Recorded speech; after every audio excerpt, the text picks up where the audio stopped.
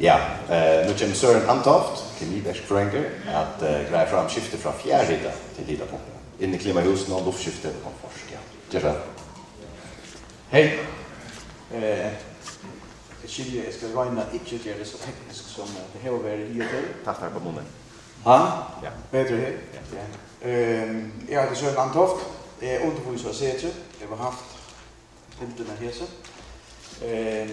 Så jeg tror øyelig vel at råbe på fremlæg.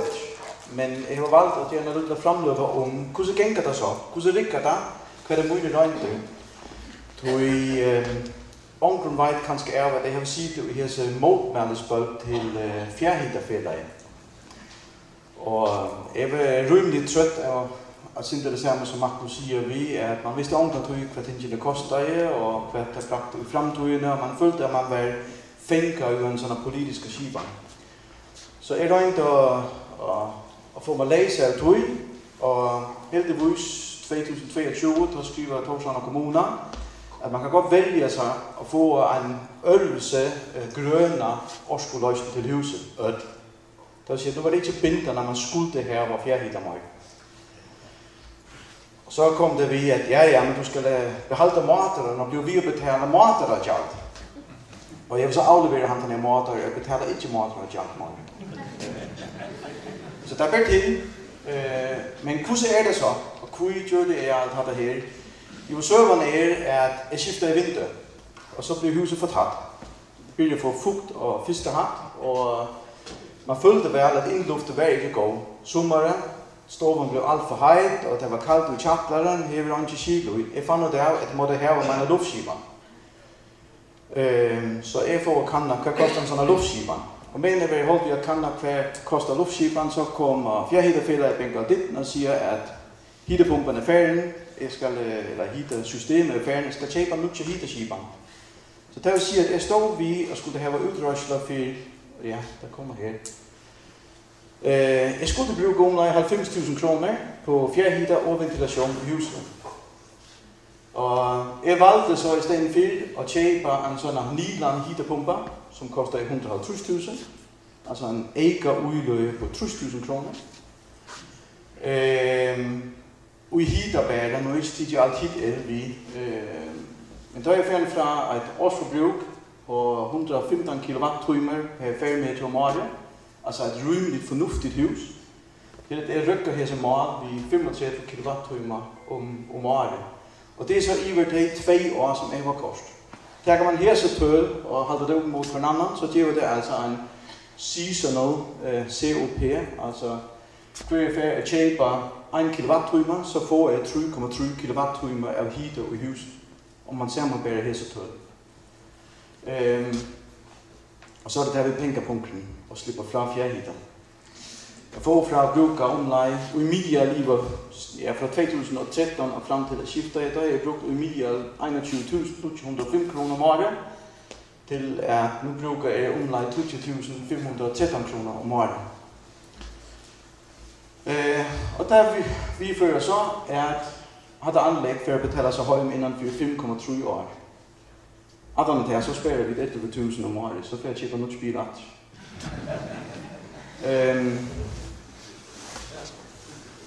Ja, har der en sådan UIT 2 år, hvert har man også kunne slå være, og hvordan svinger der, og det er han den her seasonal svingning. Huset jeg med er fra 91, så det er ikke lykket tæt som Swarvanch, så der er fundet Simmes musikhus. Men jeg må lige vide som det er, og vi er en hittepumpe hjemme, så får vi det altså og bruger her så også om morgenen, eller har det per morgen. Der får jeg simpelthen opbedret her i enden, og det tror jeg findes med et bil, og han får øjsene årsko fra han den her materen. Men faktisk vejt er, at jeg fik just service og hitterskiberen, og jeg får snakke simpelthen ham her. Der er et sådan anlæg, og det som er specielt vi har han den her, det er en luft til vand hitterpumper, men her er øjsene en luft til luft hitterpumper ud. Og da jeg fik just service her så fik vi trimmer styrlingen af han den her luft til luft hitterpumper. Og det her var faktisk lige først, at nu bruger jeg 30% mindre årsko, end jeg har just i halvanden og 2 år. Og det er også for at sige, at her så anlæg er altså ikke bare.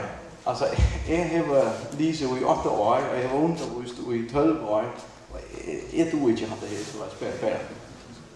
Det er nok en af drømmen ved Hagst akademisk udvikling her til stedet. Så jeg må ringe til en håndværsker og få sin der hjælp og få fikset ham det her. Så, men nu kører der helt ekstremt værd. Jeg er så økonomi udtøj. Jeg har lagt en blå linje ind her, som varierer, og det er mit kroner øjre på el per måned. Så lægger jeg en miskerblå linje ind, det var det, som jeg har brugt på fjerdehiter i Mia om måneden. Og der man bare, altså den grønne måte, så synes jeg vidt, at jeg bruger omlej 1000, i Mia har jeg brugt 1000 kroner mindre om måneden. Så jeg har fundet en næk bedre ind i klima. Jeg har fundet et ordentligt lækkert hus at være ude. Få frisk luft og fredagen til Claudia lugter ikke så ekstra meget.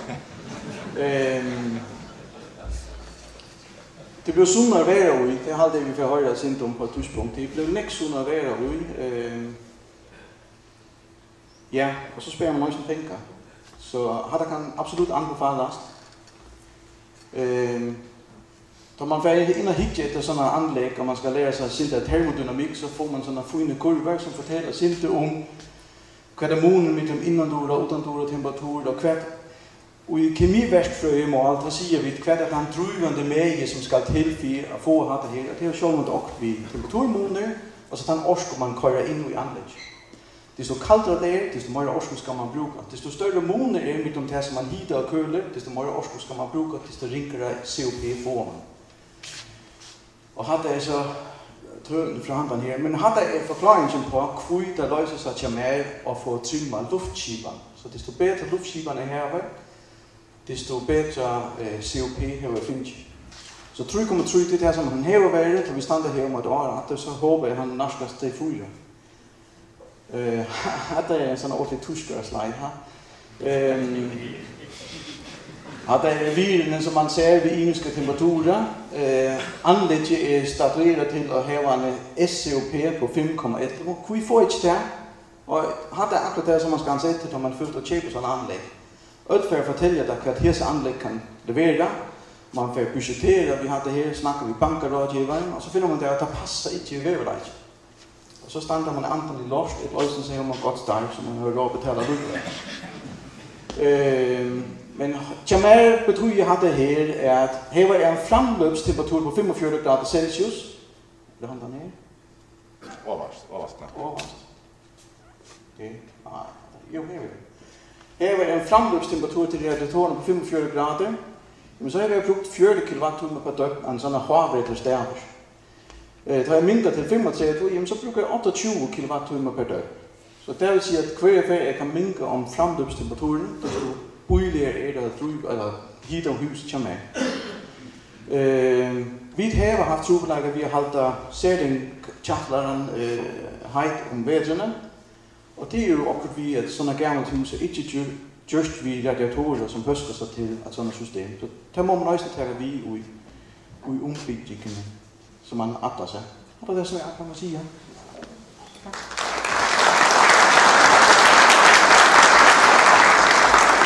Tak, Peter. Nu kommer